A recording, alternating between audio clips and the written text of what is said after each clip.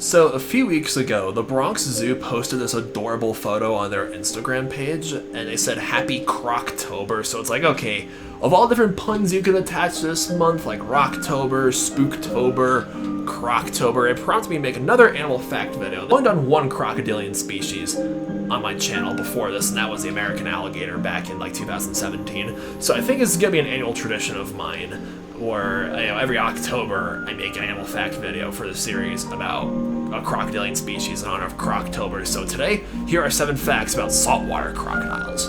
First of all, this massive reptile is known by many names, like the saltwater crocodile and also the marine crocodile, the Indo-Pacific crocodile, the estuarine crocodile, and in Australia, the colloquial term is the salty, which is used by some to differentiate the saltwater crocs from the other Australian croc species simply known as the freshwater croc, which some refer to as the freshie. Saltwater crocs range from northern Australia to the east coast of India to spotty areas around other Indo-Pacific regions, such as the Philippines, Indonesia, and Malaysia. And as their name implies, they're just as happy on the beach and in the ocean as they are in mangrove swamps and freshwater rivers and lakes. The saltwater crocodile is currently the largest reptile species in the world, weighing in at 1,000 kilograms or 2,200 pounds and can grow up to 22 feet or 6.7 meters from head to tail, with some monstrosities growing even bigger, with males generally being larger than females. Some who lay their eyes on these beasts may say they're straight out of prehistoric times. And they're right. Saltwater crocodiles hold a record for both the largest reptile and the strongest bite force of any extant terrestrial animal. These crocs have a bite force of over 16,000 newtons, or 3,700 psi. That's 3.5 times greater than the second highest bite force amongst terrestrial animals. That silver medal belongs to the spotted hyena, which can straight up eat bones. Salties have 66 teeth in their jaws that are each up to 3.5 inches or 8.9 centimeters. To say that you don't want this crocodile to bite you would be a great understatement. And pretty much like all crocodilians, saltwater crocodiles are voracious carnivores who will eat anything they can get their jaws on. They start their reign of terror at the top of the food chain as hatchlings, starting with hunting fish, bugs, crabs, and frogs and other smaller prey. Adults hunt all sorts of large animals, like deer, livestock, monkeys, rabbits, tapirs, dogs, kangaroos, water buffalo, and they have been known to kill even tigers in certain areas. When hunting at sea, they've been known to hunt big and dangerous sea creatures like dugongs, sharks, turtles, and stingrays. Stingrays. Steve Irwin sends his regards. Other crocodilians like alligators generally don't mind basking or eating in the same area with other crocodilians. Not saltwater crocodiles, as they are highly territorial and just don't get along with other crocs. Males will let females live in their territory, as their mating season is when the water levels are at their highest, aka during the wet season in September and Croctober. Another difference between alligators and crocodiles are their nesting habits. Gators build their nests and lay eggs above the ground, while croc dens are below ground. A pregnant female will dig a nest out of mud and plants and lay about 50 eggs that take generally 3 months to hatch. And like most reptiles, the temperature of the nest plays a huge factor in determining the gender of the baby crocs. The cooler the eggs, the more females will hatch out of the nest. The saltwater crocodile and the Nile crocodile are often considered the 2 crocodilian species responsible for the most deaths and attacks on humans.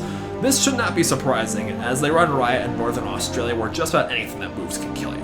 However, people kill these crocs more than the reverse. Saltwater crocs have an estimated wild population of 200,000 crocs and are at a conservation status of least concern, meaning their populations are basically thriving and are far from being on the endangered species list.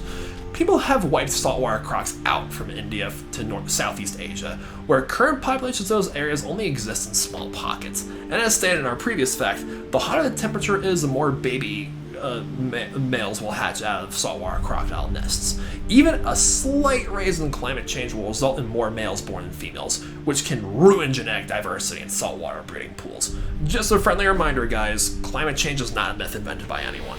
And finally, I think it'd be fitting to go over some legends and myths and spooky tales regarding these magnificent reptiles, cause it's Halloween. While some Aboriginal people from Australia revere the freshwater crocodiles, salties in their ancient tales were banished from growing too big and filling themselves with bad spirits. Another story from Northern Australia tells of a naughty young woman who started a big fight with one of her tribe mates that sent her knocked down and rolled around in the dirt to restrain her. She vengefully transformed it into a crocodile and waited for him to go for a swim and rolled him to death after biting him. This was how the Aborigines explained the classic death roll that we've seen crocodiles perfect in hunting their prey. Saltwater crocodiles maintain a great cultural significance in the small Malaysian island of East Timor, please forgive me mispronouncing that, where there's a classic creation story of the island formed so long ago by the grandfather crocodile. A human boy made friends with the great reptile, who was old and dying from starvation. The poor croc desperately made his way to the ocean, and a young boy gave him a lift to the ocean, instantly reviving him and becoming friends with the boy, who returned the favor years later when the boy wanted to see the world. The two swam east until a crocodile passed away. The boy gave the croc life by saving him all those years ago, and the croc gave it back by sacrificing his body to become an island so a new society could be formed. He grew so much that the mountains and forests grew from his enormous scales, as the Timorese are now living on the body of this ancient leviathan. The Timorese word for crocodile is abo, which is the same word they have for grandparent. So there you guys have it, 7 facts on what is one of my favorite reptile species. I've always wanted to see a real-life, full-grown saltwater crocodile, because the only one that I've seen was at Clyde Peeling's Reptile Land in Pennsylvania a few years ago, where they had a saltwater crocodile that was only a baby.